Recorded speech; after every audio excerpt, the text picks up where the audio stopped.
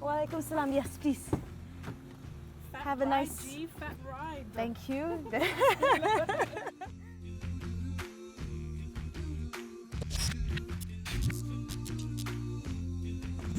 I met Naima Roberts in 2015, where we were invited to speak and perform at the very first Ilm Arts Festival in Kuala Lumpur, Malaysia. And recently, I had an opportunity to meet her again for some coffee and much needed girl talk. Naima Roberts is a full-time observer of the niqab. She is the founder, author, and editor of the UK-based Muslim women's magazine, Sisters Magazine. Besides writing articles in Sisters Magazine, Naima also writes books and poems.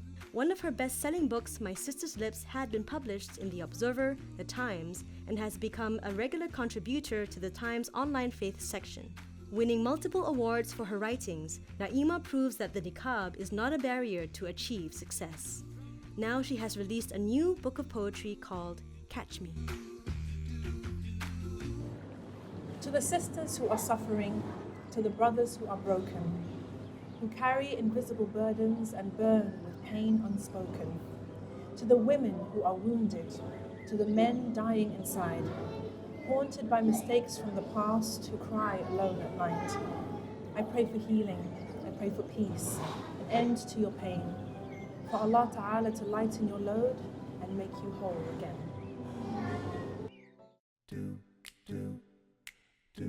So I'd like to know, how did you come to Islam? Before I became Muslim, I was very happy. Like, I was busy, I was at university. I wasn't unhappy. I wasn't looking for anything. I wasn't looking for saving or like the purpose of life or anything like that. Literally, I was cool. And then I happened to be invited to Egypt for a music festival. And so I went, and subhanAllah, this is what I mean, it's just like, how random is that?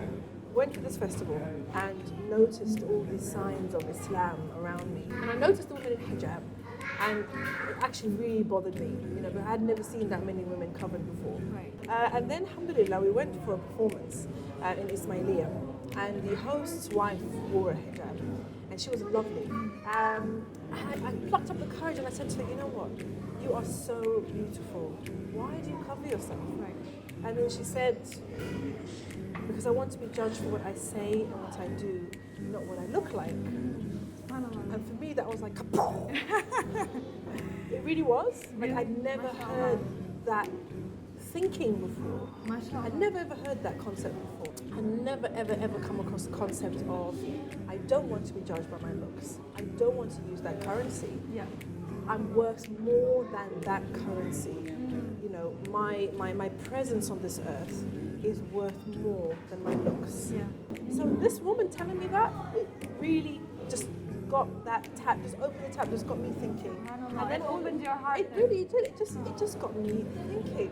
And then after that, I'm seeing all these signs of Islam around me, the masjid and hearing the adhan, and then I was really intrigued. I was like, what is this Islam all about, for real? And when I got back I started like asking questions while I was in Egypt, and then when I got back to London, I started to do more research, and then I actually met people who became Muslim. So some of my friends converted. At the time at university, there were lots of people becoming Muslim. So I took my shahada when I came back from Senegal and Guinea. And How old were you then? I want to say 20, Okay. I think. Yeah, I think I was about 19, 20. Yeah. This is a really quick one. It won't take like 5 minutes. 21 questions. The first thing that you think Alright. of. Okay, that's cool. it. Okay. What's the first thing you like to do in the morning? Pray. Okay. Alhamdulillah. Make wudu, yeah. Make me wudu. Okay. Okay. If you could spend 3 months anywhere, where would it be? Oh, Mexico. Somewhere I can speak Spanish. Oh, mashallah. I love Amazing. it, I love it, I love it. What's your favorite Malaysian food? Nasi goreng. Ah, mashallah. What's one skill you wish you could have? Beatboxing. Oh, really? I'm sure you could beatbox. No, really. I'm rubbish. My kids told me already I'm rubbish. But you tried. I tried. you Terrible. do I have just some told kind them, of sit skill, down, right? sit down, sit down, sit down. If you were a hip hop artist, Yeah. what would your stage name be? Oh. T-Mac. T-Mac? Yeah. Why T? That's my real name. Okay. Yes. Nice. Okay. Love-related questions. What's one activity you enjoy doing with your spouse? Laughing. Laughing? Yeah. I like that. Doing stuff that makes us laugh. Okay. You know, laughing is the best thing. Okay. You don't laugh with your spouse. Halas. That's it. Close the book, love. That's it. Okay. What's one movie that made you cry? If there is a movie that made you cry. Toy Story 3 is the 3, one. yeah? I bawled.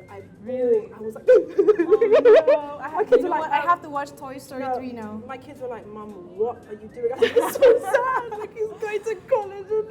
Oh, it was terrible. Oh, no. It was really bad. Okay. It was really bad.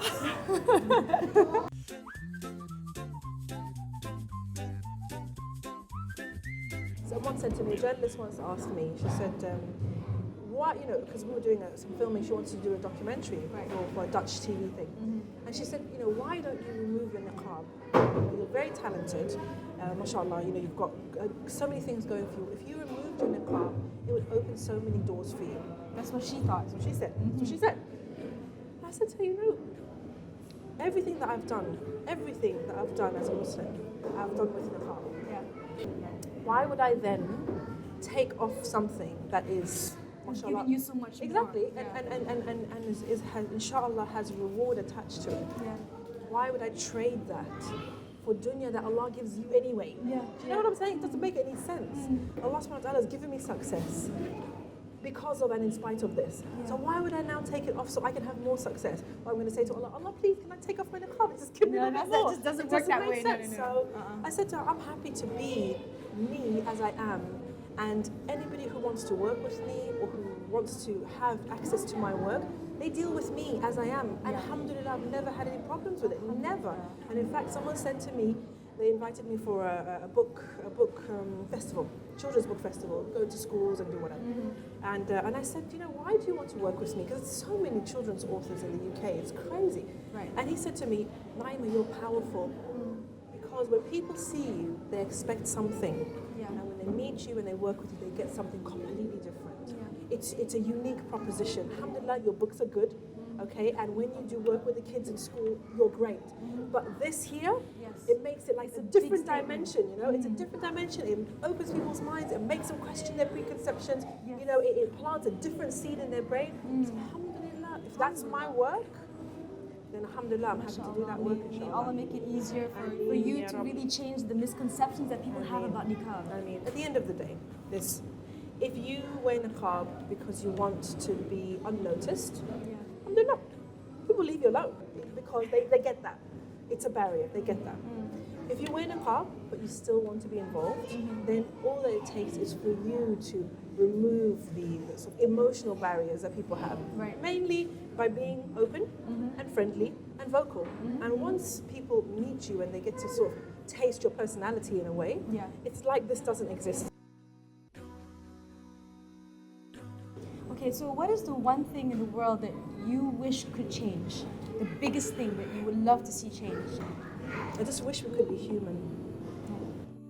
I just wish that we could channel our humanity. And when I say humanity, I mean, you know, the beautiful part of being human. You know, I think so much of the pain in the world is people being inhumane. Yeah, people have lost that part of them, right? They shut it off, it becomes numb, it gets cut off by trauma. You know, I feel there's so much pain in the world. And obviously this dunya we know is reality, but the pain is caused by people.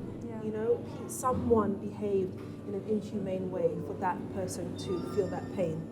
So I think the Deen makes the world make sense. If you don't have the Deen, the world makes no sense whatsoever. Life makes no sense. Why is there pain? Why is there pain? Why should we suffer? Why do mothers leave? You know, why do they lose their children? You know, why is there divorce? Why do we fall in love? Why do we fall out of love? Nothing makes sense. You know, why do bad things happen to good people? Why? The answers are there already.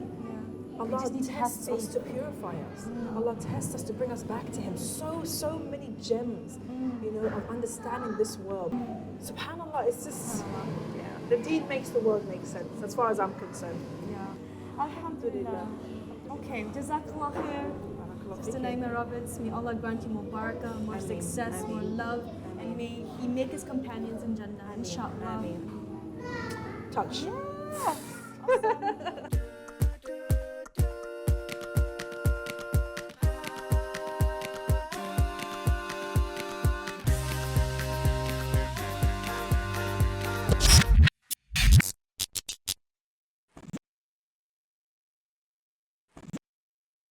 means so many things. So it affects us, of course, physically. Ears are actually humming. It's like this mute.